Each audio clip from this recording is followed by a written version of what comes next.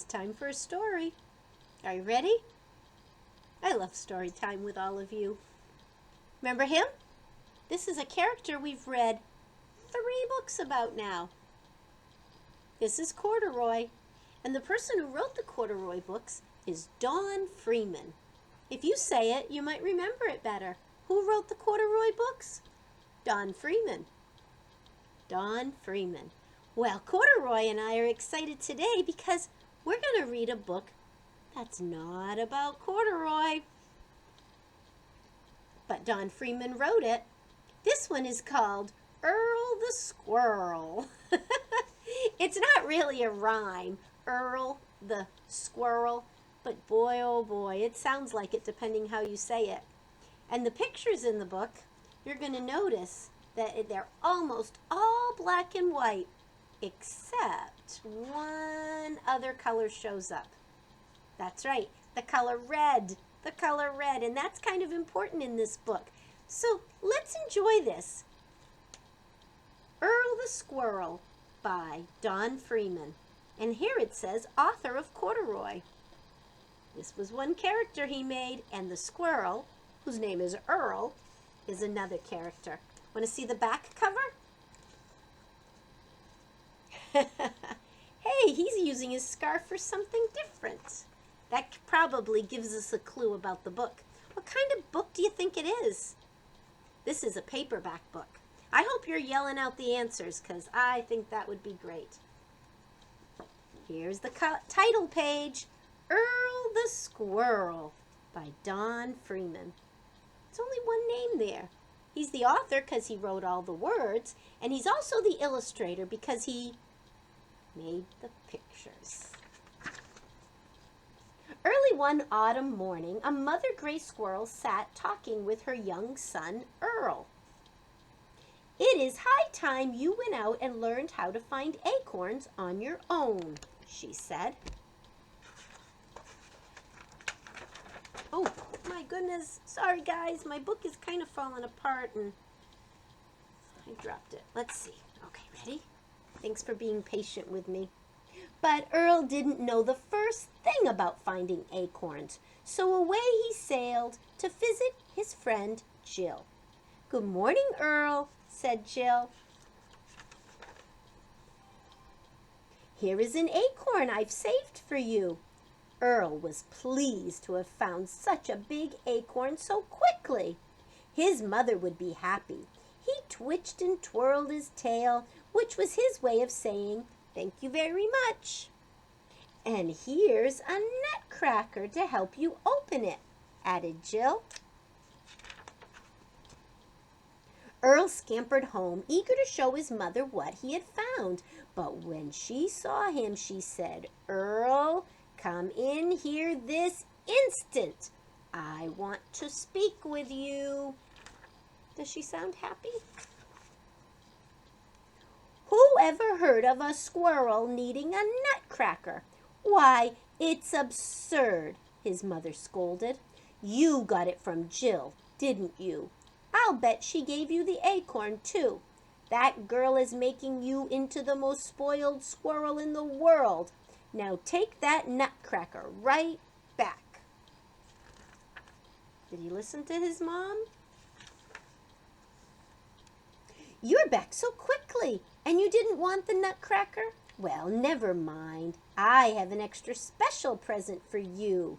And she tied a beautiful red scarf neatly around Earl's furry neck.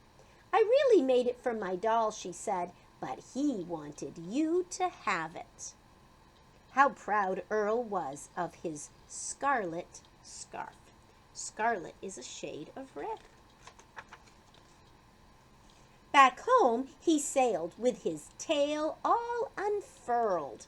See, it's not curly anymore. It's not furled. Now it's unfurled. But when his mother saw the scarf, she said, "Earl, come in here this instant. I want to speak to you." Who ever heard of us needing something around our necks to keep us warm? His mother fussed. Now that girl has done it. You are the most spoiled squirrel in the world. Earl knew his mother was right. That night after supper, he tied his scarf into the shape of a sack. While his mother slept, out he crept.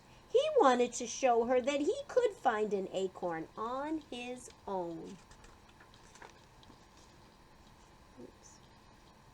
All night long, Earl searched in the bright moonlight under the rocks and up the trees, and inside empty old mole holes, without finding one single solitary acorn anywhere.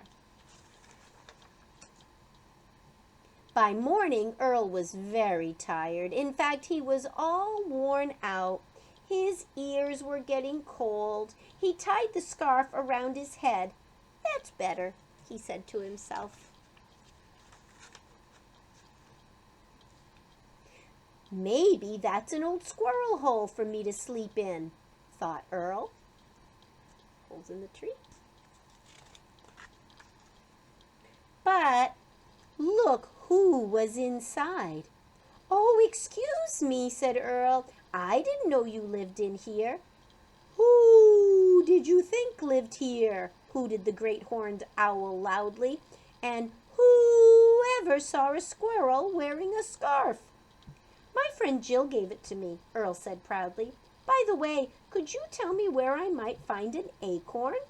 "An acorn?" hooted the great horned owl. "Why, certainly. There's a giant oak tree right over there full of acorns. But I wouldn't go anywhere near it if I were a squirrel wearing a red scarf." I wonder why he wouldn't do that. Conrad the bull would not like it one bit. You know what bulls do when they see red. They get awfully mad. But Earl didn't hear a word the owl had said about the bull, because he was already halfway over to the tree. And look who was snoozing there so peacefully. Conrad. Earl hopped up on top of the bull's burly back. He didn't see Conrad's long, sharp horns. All he saw were acorns galore. "Who's that tickling my shoulder?" the big bull smoldered. Earl didn't see Conrad's nose. All he saw was a great way to reach the acorns. And all Conrad saw was Earl's red scarf. Conrad got awfully mad. With one flying leap, Earl escaped up into the tree, but his scarf had come untied. It slipped off his neck and it dropped. Quick as a flash, Earl reached down and snatched his scarf. "Don't you tear my beautiful present," he shouted. Conrad snorted and charged with all his might. He charged right into the tree and his horns got stuck. He pulled and yanked until he shook poor Earl out of the tree, along with hundreds of acorns. Bonk! One fell right on top of his head. "Thank you, Mr. Bull," said Earl politely. "I didn't mean to put you into all this trouble. I needed only one acorn, but I guess I'll take two. Tomorrow, I'll come back for more." After tying two acorns in his scarf sack, Earl threw it over his shoulder and hurried back home as fast as he could scamper. Conrad grunted and groaned until at last, with a powerful yank, he freed his horns from the tree. Down the hill he reeled, head over hooves, until he was out of sight. When Earl arrived home, he presented one of his acorns to his mother.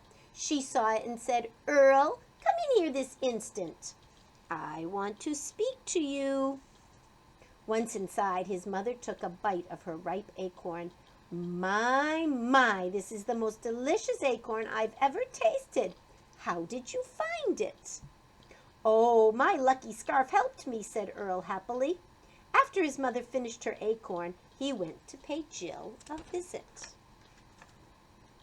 On the windowsill, sitting very still, was Jill's doll. After taking out the acorn, Earl tied the scarf around the doll's neck. "Here, sir, I don't think I need this any more."